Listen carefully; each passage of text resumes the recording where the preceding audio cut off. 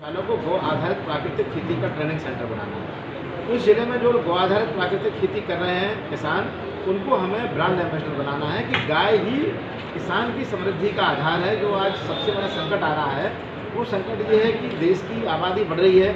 जब देश स्वतंत्र हुआ 1947 में तो हमारे देश की आबादी 34 करोड़ थी, गौवंश की संख्या 32 करोड़ थी।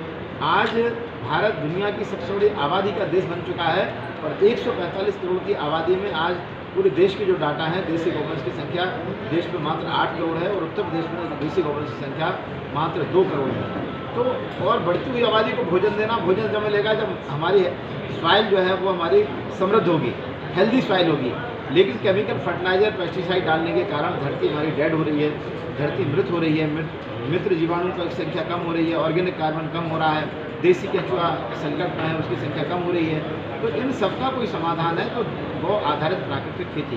तो हमारे माननीय पूर्व मुख्यमंत्री जी के निर्देशानुसार हम लोग प्रदेश में गौ आधारित खेती को आगे बढ़ाने के लिए भी संकल्पित हैं। और अभी नई योजना है जो 1 अप्रैल 2025 से लॉन्च हुई है, तो हमारे देश के यशस्वी माननीय प्रधानमंत्री जी ने 1 करोड़ किसानों को गौ आधारित प्राकृतिक खेती की शुरुआत की है।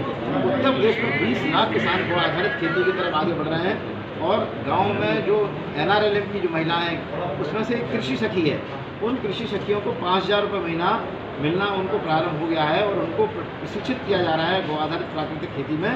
तो वो हमारी जो गांव की महिला है गौ आधारित प्राकृतिक खेती में, जब वो गाय पालेगी, गौमूत्र का कलेक्शन करेगी, गोबर गैस लगाएगी, जीवामृत, बीजामृत, घनजीवामृत बनाएगी, तो गाय हमेशा किसान के जीवन का आधार रही है, किसान के परिवार का एक गाय अंग रही है। लेकिन पिछले कांग्रेस की गलत नीतियों के कारण, सपा बसपा की गलत नीतियों के कारण आज गाय घर के बाहर निकल रही है, गाय कत्लखानों में जाती थी और तस्करी होती थी। लेकिन जिस दिन हमारे यशस्वी माननीय मुख्यमंत्री जी की सरकार बनी 2017 में, उसी दिन उन्होंने किसानों का 36,000 करोड़ रुपये कर्ज माफ़ किया और प्रदेश में चलने वाले जितने कत्लखाने थे वो उनको बंद किया। और ये संकेत दिया कि सरकार किसानों की समृद्धि के लिए और गौवंश के संरक्षण संवर्धन के लिए संकल्पित है।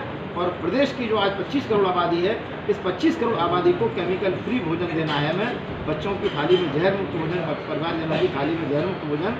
अब प्रदेश में जो 2 करोड़ गाय हैं उनके गौमूत्र का कलेक्शन हो, गोबर के संयंत्र हो और इनके माध्यम से जब गौ आधारित खेती होगी तो हमारी मृदा भी ताकतवर होगी, स्वस्थ होगी, मिट्टी में फिर से जीवांश कार्बन बढ़ेगा और जितना ज़्यादा कार्बन बढ़ेगा उतनी ज़्यादा पैदावार होगी। तो गौवंश के माध्यम से एक तरफ खेती का काम, दूसरी तरफ बायोगैस, अन्नदाता किसान बनेगा ऊर्जादाता। घर घर में बायोगैस लगवाने की जो हमारी अब आने वाले समय में स्कीम है और वो सरकार के द्वारा कार्बन क्रेडिट के आधार पर और सरकार की सब्सिडी के आधार पर लगभग 37-38 हज़ार रुपये का बायोगैस मात्र 12,500 रुपये में मिल रहा है।